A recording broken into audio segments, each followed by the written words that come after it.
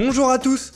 On commence ce tour de la presse sportive en France avec la une journal L'Équipe. Et c'est plutôt une bonne nouvelle qui concerne l'Olympique de Marseille. En effet, hier, le club phocéen a eu la réponse de l'UEFA concernant le fair play financier. Pour le quotidien national, l'OM est soulagé, mais car l'OM va bien pouvoir disputer la Ligue des Champions la saison prochaine après sa deuxième place acquise cette année en Ligue 1, mais le club de Jacques-Henri Hérault ne s'en sort pas non plus indemne. En effet, l'UEFA a tout de même infligé une amende de 3 millions d'euros et une retenue de 15% sur ses recettes européennes pour les 2 prochaines saisons. Ce qui ne va pas vraiment aider le club marseillais qui est déjà en proie à des difficultés financières.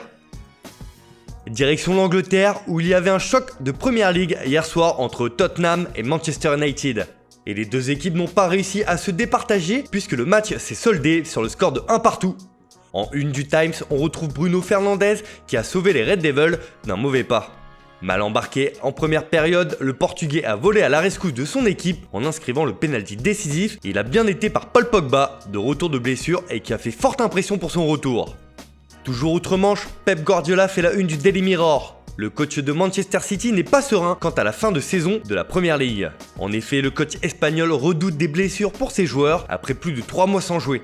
Le Catalan le clame haut et fort, nous ne sommes pas vraiment prêts. Contrairement à la Bundesliga, les clubs anglais ont eu moins de temps pour se préparer au retour à la compétition et cela inquiète grandement Pep Guardiola qui estime que son équipe est mal préparée.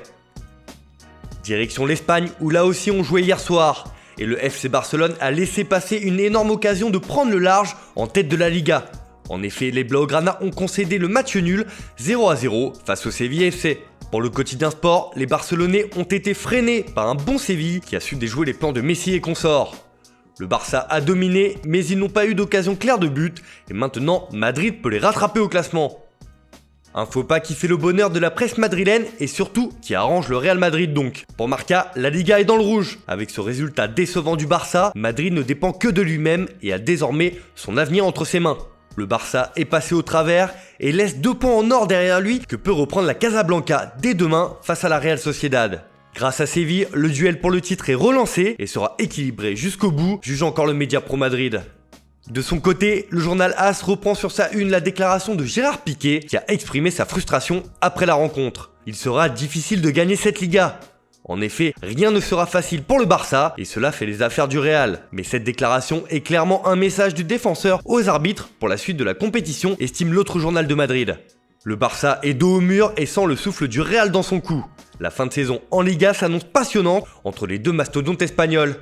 On termine ce tour de la presse en Italie avec la une du Corriere dello Sport qui s'impatiente du retour de la Serie A ce samedi. Pour le journal transalpin, le championnat est le nouveau départ. Après les demi-finales et la finale de la Coppa ces derniers jours, c'est le retour de la Serie A qui redémarre après 103 jours. Place au foot donc avec Torino Parme dès 19h30 et à 21h45, les Las Vérone reçoit Cagliari pour la première de Walter Zenga sur le banc. Et ce retour du championnat italien ne devra pas être manqué par la Juventus après sa défaite en finale de la Coupe d'Italie. En effet, Tuttosport indique que la vieille dame a interdiction de se tromper. Les Bianconeri devront être au rendez-vous dans les prochaines semaines s'ils ne veulent pas vivre une fin de saison compliquée. Voilà, c'est tout pour aujourd'hui. Merci de votre fidélité. On se retrouve dès demain pour une nouvelle revue de presse sur Foot Mercato.